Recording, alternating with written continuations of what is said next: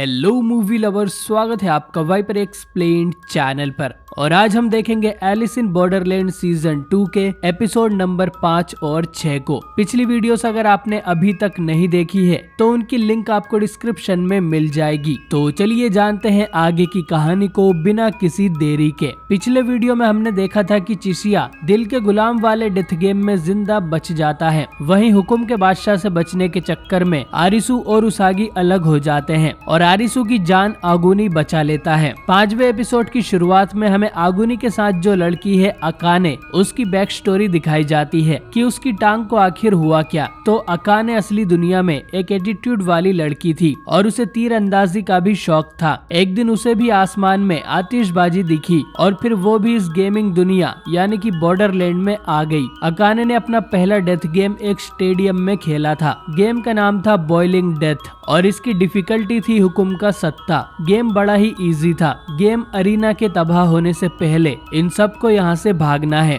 इससे पहले अकाने कुछ समझ पाती, अरीना की जमीन हिलने लगती है और फिर अचानक ही मैदान में बड़े बड़े धमाके होने लगते हैं जिसमें से उबलता हुआ पानी निकल रहा था। अकाने और बाकी सबके भागने से पहले ही ये बिल्डिंग तबाह हो जाती है। कुछ देर के बाद अकाने को होश आता है और वो देखती है कि उसकी टांग में एक रॉड घुस गई थी और वो अभी भी मलबे में फंसी हुई है। अब अकाने हिम्मत कर उस रॉड से अपनी टांग निकालती है और फिर खिसकते हुए एक एसी डक्ट से बाहर निकलने लगती है। अकाने को लगता है कि वो असली दुनिया में एक अच्छी लड़की नहीं थी जिसकी सजा उसे मिल रही है। अकाने उस बिल्डिंग से निकल तो आती है लेकिन वो बहुत ऊंचाई पे थी। तभी उसे अपनी माँ का भूत दिखाई देता है जो उसे नीचे उबलते हुए पानी में कूदने को बोलता है। अकाने ऐसा ही करती है और ये पानी उतना भी गर्म नहीं था। फिर अकाने एक मेडिकल शॉप पर जाती है और देखती है कि उसकी टांग सड़ने लगी थी। उसे एक आदमी भी मिलता है जो कि असली दुनिया में एक डॉक्टर था। वो अकाने से कहता है कि उसकी टांग काटना पड़ेगी वरना वो मारी जाएगी। वो ये ऑपरेशन कर सकता है लेकिन बदले में अकाने को उसके साथ सोना पड़ेगा। अब अकाने जिंदा रहने के लिए उसकी शर्त मान लेती है और इस तरह उसे नकली टांग मिलती है। खैर अब कहानी प्रेजेंट में आती है। आगुनी ने पिछले सीजन में कई सारे लोगों को मारा था जिसका उसे बहुत गिल्ट है और उसके प्रायश्चित में वो एक हीरो की मौत मरना चाहता है। उसे बार बार हेटर का भूत भी दिखाई देता है जो उसे याद दिलाता है कि वो कोई हीरो नहीं है। अगली सुबह जब आरिसू की नींद खुलती है तो अकाने खुद को साफ कर रही थी जिसे देख आरिसू शर्मा जाता है और अकाने ने भी काफी दिनों से मचाया नहीं था तो वो आरिसू पर ही चढ़ जाती है। लेकिन तभी आगुनी यहाँ आ जाता है। आगुनी अब हुकुम के बादशाह को जाल में फंसाकर मारने का प्लान बनाता है और आरिसू भी मजबूरी में इनके साथ हो लेता है। रास्ते में इन्हें एक आदमी भी मिलता है जिसने खुदकुशी कर ली थी। शायद इसका वीजा खत्म होने वाला होगा। वहीं अकाने कहती है कि चाहे कुछ हो जाए वो खुदकुशी तो नहीं करेगी। इधर उसागी जंगल से निकलकर एक घर के अंदर आती है और कुछ खाने को ढूंढने लगती है। तभी उसे यहाँ एक बच्चा और एक लड़की मिलते हैं। लड़की अपने पास के कुछ बिस्किट्स उसागी को खाने के लिए दे देती है। उसागी को पता चलता है कि इस बच्चे का वीजा खत्म होने वाला है और वो उसकी हेल्प करने का डिसाइड करती है। इधर आगुनी हुकुम के बादशाह के लिए जाल लगा देता है और वो रात में उसके आने का इंतजार करने लगते हैं। हुकुम का बादशाह यहाँ चुपके से आकर आरिसू को मारने ही वाला था लेकिन आगुनी उसे शूट कर देता है, पर बादशाह ने बुलेट प्रूफ जैकेट पहना हुआ था तो उसे कुछ भी नहीं होता। वो इन तीनों पर गोलियां बरसाने लगता है और आरिसू के पास एक बॉम्ब भी फेंक देता है जिससे बचने के चक्कर में आरिसू पहाड़ी से नीचे एक नदी में कूद जाता है। इधर आगुनी और अकाने मिलकर भी बादशाह का कुछ नहीं बिगाड़ पाते तो अकाने आगुनी को लेकर एक जगह छुप जाती है और दोनों जिंदा बच जाते हैं।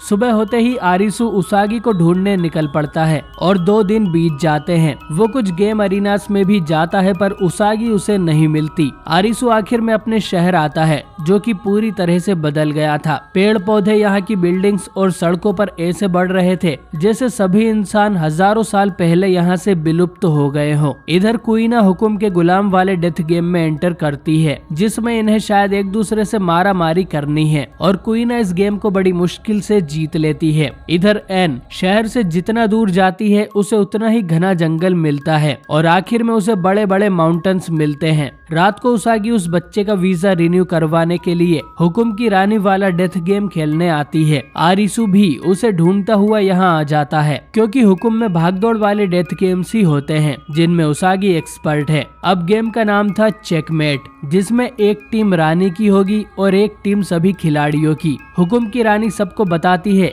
कि उसकी टीम में सिर्फ 4 लोग हैं और खिलाड़ियों की टीम में 16 लोग हैं। दोनों टीम में एक बॉस यानी राजा होगा। अपनी टीम की बॉस वो खुद है और खिलाड़ी टीम का राजा वो उस बच्चे को बना देती है। अब इस गेम में इन्हें बेसिकली पकड़म पकड़ाई खेलना है। यहाँ टोटल 16 राउंड्स होंगे और दोनों टीम्स बारी बारी से खेलेंगे। जब रानी की टीम की बारी आएगी तो वो खिलाड़ी को पकड़ेंगे। इन सब की पीठ पर एक बटन है, अगर इन्होंने उस बटन को दबा दिया तो उसका कलर बदल कर लाल हो जाएगा और फिर अगले राउंड से वो खिलाड़ी रानी की टीम की तरफ से खेलेगा। दोनों टीम के बॉस को छोड़कर बाकी सब दुश्मन टीम में जा सकते हैं। हर राउंड 5 मिनट का होगा और 16 राउंड के आखिर में जिस भी टीम में ज्यादा लोग हुए वो टीम जीत जाएगी और हारने वाली टीम में सभी लोगों को मार दिया जाएगा। अब सभी लोग अपनी बटन वाली जैकेट पहन लेते हैं और गेम शुरू हो जाता है। पहले पकड़ने की बारी रानी की थी तो सभी खिलाड़ी इधर उधर भागने लगते हैं। उसागी उस बच्चे को एक जगह ही रुकने को बोलती है, क्योंकि वैसे भी उसका कलर चेंज नहीं होगा। अब रानी बहुत ही ज्यादा फुर्तीली थी और वो तुरंत ही एक आदमी को पकड़कर उसका बटन दबा देती है, जिससे उस आदमी को करंट लगता है और अब अगले राउंड से वो रानी की टीम में खेलेगा। अब पहला राउंड खत्म होते ही रानी की टीम में 9 लोग आ गए थे। इसके बाद आरिसू की टीम की बारी थी। वो उन लोगों को वापस पकड़ने जाते हैं जो अभी बदले थे, लेकिन रानी ऐसा नहीं होने देती और इन्हें मार के भगा देती है। ऐसे ही गेम बढ़ता रहता है और रानी की टीम मजबूत होती जाती है। अब कुछ टाइम के बाद लोग जानबूझकर भी रानी की टीम में चले जाते हैं, क्योंकि वो जीत रही थी। साथ ही अगर रानी की टीम में रहकर ये लोग जीतते हैं तो हमेशा इसी अरीना में रह सकते हैं। उन्हें बस यही एक गेम खेलना पड़ेगा और हुकुम की रानी ताकतवर है तो वो कभी हारेगी नहीं। अब 13वें राउंड तक खिलाड़ी टीम में सिर्फ 3 लोग ही बचे थे, आरिसू, उसागी और वो बच्चा। वहीं रानी को आरिसू पसंद आ गया था तो वो सबसे कहती है कि उसे किसी भी हालत में आरिसू अपनी टीम में चाहिए। अगले राउंड में सभी लोग आरिसू को पकड़ने में लग जाते हैं, लेकिन उसागी रानी का रास्ता रोक लेती है और दोनों में फाइट होने लगती है। आखिर में रानी उसागी की हालत खराब कर देती है और कहती है कि वो पागल है जो एक बच्चे की जान बचाने के लिए खुद मरने वाली है। अब 14वां राउंड शुरू होता है और उसागी चुपके से जाकर 3 लोगों का बटन दबा देती है। अब उसागी और आरिसू इन तीनों को बहुत देर तक समझाते हैं कि रानी की तरफ से गेम जीते तो यहीं फंसकर रह जाएंगे, लेकिन अगर रानी और बाकी सभी गेम्स को हरा दिया तो एक उम्मीद है वापस असली दुनिया में लौटने की। आखिर में सबको समझ आ जाता है कि उनकी असली जिंदगी ही ज्यादा इम्पोर्टेंट है और एक आदमी तो खुद से इनके पास आ जाता है। अब इन्हें जीतने के लिए 5 और लोग चाहिए थे। अगले राउंड में रानी की बारी होती है और वो अपने सभी लोगों को सिर्फ आरिसू के पीछे लगा देती है। आरिसू एक जगह जाकर फंस जाता है, लेकिन यहाँ वो जानबूझकर आया था और फिर एक चेन को पकड़कर वो इनसे दूर हो जाता है। इसके बाद आखिरी राउंड शुरू होता है और ये लोग एक एक करके रानी के सभी टीम मेंबर्स को पकड़ लेते हैं, जिससे रानी अपनी टीम में अकेली रह जाती है और हार जाती है। रानी कहती है कि उसे कोई गम नहीं है और असली दुनिया से अच्छा उसे ये बॉर्डरलैंड लगता है। यानी कि आरिसू का अंदाजा सही था कि रानी भी असली दुनिया से यहाँ आई है और फिर इस दुनिया की सिटीजन बनकर रह गई, जिस पर रानी बोलती है कि आखिरी गेम खत्म करने पर उन्हें सब कुछ पता चल जाएगा। अब गेम ओवर हो गया था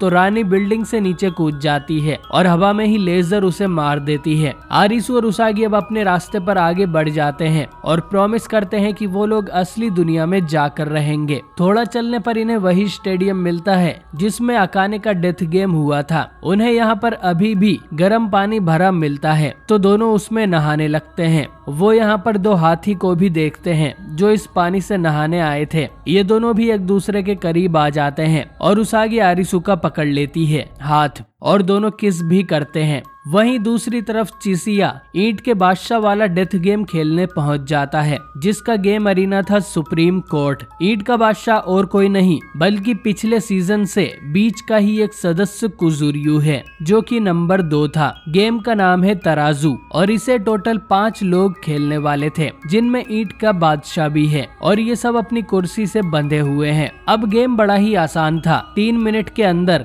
इन्हें 0 से लेकर 100 के बीच कोई भी एक नंबर चूज करना है। फिर सभी के चुने गए नंबर के एवरेज नंबर को 0.8 से मल्टीप्लाई किया जाएगा और जिस भी खिलाड़ी का नंबर फाइनल आंसर के सबसे करीब होगा वो जीत जाएगा। हारने वाले सभी खिलाड़ियों का 1 पॉइंट माइनस में चला जाएगा। अगर किसी खिलाड़ी के पॉइंट्स -10 हो गए तो उसे तुरंत ही एलिमिनेट कर दिया जाएगा। आखिर तक जिंदा बचने वाला खिलाड़ी ही गेम का विनर होगा। साथ ही हर एक एलिमिनेशन के साथ एक नया रूल जोड़ दिया जाएगा। इन सब के सर के ऊपर बड़े बड़े तराजू लटके हुए थे, जिनके बारे में इन्हें कुछ नहीं बताया जाता। अब पहला राउंड शुरू होता है और सभी अपना अपना नंबर चुन लेते हैं और फाइनल आंसर के सबसे करीब कुजुरियू का नंबर था तो वो ये राउंड जीत जाता है और बाकी सबका 1 पॉइंट माइनस हो जाता है। अब असल में ये एक दिमागी खेल था, जिसमें इन्हें ये अंदाजा लगाना है कि सामने वाले के दिमाग में क्या चल रहा है और जिसने ये प्रेडिक्शन सही करी वो गेम को जीत लेगा।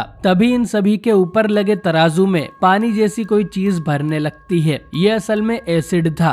जैसे ही इनके पॉइंट्स -10 होंगे तराजू भारी हो जाएगा और सारा एसिड इनके सर पे आके गिरेगा। चिसिया समझ जाता है कि कुजुरियू असली दुनिया में एक वकील था, इसलिए उसने गेम अरीना सुप्रीम कोर्ट में बनाया है। कुजुरियू असल में एक ईमानदार वकील बनना चाहता था, लेकिन उसका बॉस हमेशा जस्टिस से ज्यादा पैसों को इम्पोर्टेंस देता था, जिससे हमेशा अमीर लोग ही केस जीतते थे, चाहे वो गलत ही क्यों ना हो। अब दूसरा राउंड भी कुजुरियू ही जीतता है और सब समझ गए थे कि इस तरह नंबर्स छोटे ही होते जाएंगे। लेकिन तीसरे राउंड में चिसिया सीधा 100 चुन लेता है, जिससे पूरा एवरेज बिगड़ जाता है और इस राउंड की विनर एक लड़की बनती है। ऐसे ही 10वां राउंड आ गया था, जिसे कुजुरियू जीतता है और इसी के साथ 2 खिलाड़ियों के पॉइंट्स -10 में चले जाते हैं, यानी कि वो इस गेम से एलिमिनेट हो गए हैं। अब इनका पड़ला एसिड से बहुत ज्यादा भर गया था और सारा एसिड इन दोनों के सर पर आकर गिरता है, जिससे इनका शरीर तुरंत ही जल जाता है और दोनों मारे जाते हैं। अब क्योंकि 2 खिलाड़ी हार गए थे तो गेम में 2 नए नियम जोड़े जाते हैं। पहला नियम कि अब अगर खिलाड़ी सेम नंबर चुनते हैं तो उनका 1 पॉइंट काट लिया जाएगा। दूसरा नियम कि अगर कोई खिलाड़ी एग्जैक्ट सही जवाब चुनता है तो बाकी लोगों के सीधा 2 पॉइंट्स कटेंगे। अब अगले राउंड में ये तीनों ही 0 नंबर को चुन लेते हैं और नए नियम के अनुसार तीनों का 1-1 पॉइंट काट लिया जाता है और चिसिया का अब अगर एक भी पॉइंट कटा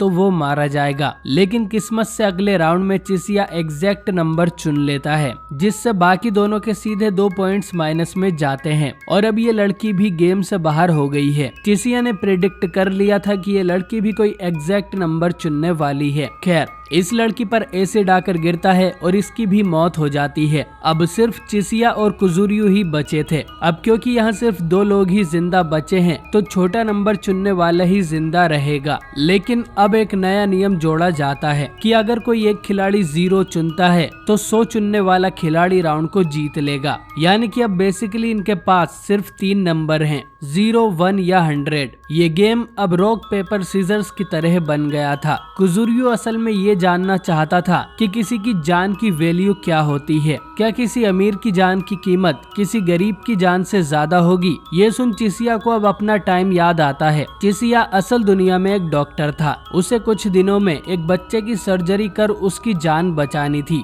लेकिन उसे अपने सीनियर से पता चलता है कि चिसिया को पहले एक अमीर आदमी के पोते की सर्जरी करनी होगी, जो कि इस हॉस्पिटल में बड़े बड़े डोनेशन करता रहता है और इस बच्चे की सर्जरी ये फिर कभी करेंगे। चिसिया मजबूरी में यही करता है और जल्दी सर्जरी ना होने की वजह से उस बच्चे की जान चली जाती है। चिसिया को इससे कोई फर्क नहीं पड़ता क्योंकि उसके हाथ में कुछ नहीं था। ऐसा कई बार हुआ कि किसी अमीर पेशेंट के ऑपरेशन के चक्कर में कोई गरीब इंसान मारा गया और चिसिया बस चुपचाप अपने सीनियर्स की बात मानता रहा। इन दोनों की हालत एक जैसी है और अब कुजुरियो का इंसानियत से भरोसा उठ चुका था। चिसिया बोलता है कि वो नंबर 100 चुनने वाला है और उसकी जान बचाना अब कुजुरियो के हाथ में है। कुजुरियो को याद आता है कि हैटर ने उसके और आगुनी के साथ मिलकर बीच इसीलिए बनाया था क्योंकि वो इंसानों के उसूलों को जिंदा रखना चाहता था। कुजुरियो गलत नंबर चुनता है और अब दोनों के ही पॉइंट्स -9 हो गए थे। आखिरी राउंड में भी चिसिया कुजुरियो को दिखा देता है कि उसने नंबर 100 चुना है और अब सब कुछ कुजुरियो के हाथ में था।